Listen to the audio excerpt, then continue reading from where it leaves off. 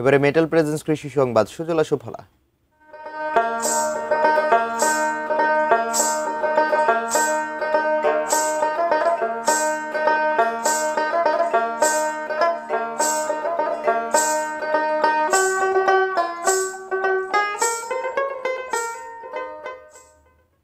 মৌসুমের শেষের সুস্বাদু আশ্বিনা জাতের আম এখন চাঁপাইনবাবগঞ্জের হাট বাজারে। তবে অতিবৃষ্টির কারণে ক্ষতিগ্রস্ত হয়েছেন আম চাষিরা। আশ্বিনা আমে লাভের আশা তেমন করতে পারছেন না তারা। চাঁপাইনবাবগঞ্জ প্রতিনিধি মোহাম্মদ নাদিম হোসেনের পাঠানো তথ্য ছবি নিয়ে ডেস্ক রিপোর্ট।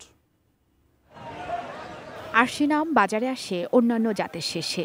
এ জাতের আম চাষে কীটনাশক ও ছত্রাকনাশকের ব্যবহার বেশি হয়। নিয়মিত গাছ পরিচর্যারও প্রয়োজন পড়ে। তবে এবার সেই যত্নে ফল পাকার সময় অতিবৃষ্টির কবলে পড়েছে আম চাষিরা। ফলে অনেক আম গাছই পচে গেছে।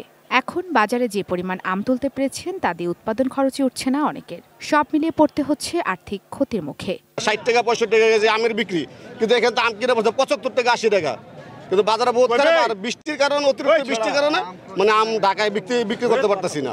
ঢাকায় থেকে অন্য জায়গায় থেকে যে ব্যাপারীরা আইছে মাল কিনতেছে না, মাল এমবার রয়েছে, উমিরে বেচা যায় না, উমিরে এসে মাল কিনা যায় না।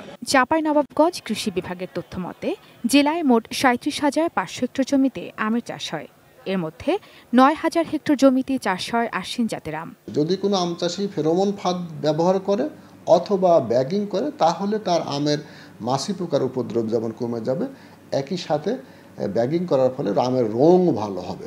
এতে করে ভোক্তার কাছে এটা গ্রহণযোগ্য হবে এবং চাহিদাও বাড়বে। চাঁপাইনবাবগঞ্জের আম জাতীয় ও আন্তর্জাতিক বাজারে একটি পরিচিত নাম। তাই উপযুক্ত চাষ পদ্ধতি ও প্রাকৃতিক দুর্যোগ মোকাবিলায় সময়োপযোগী পদক্ষেপ নেওয়া গেলে চাঁপাইনবাবগঞ্জের আম জাতীয় অর্থনীতিতে আরও বড় অবদান রাখতে পারবে বলে মনে করছেন অংশীজনেরা। Ishrat Lima, desk report, ATN news.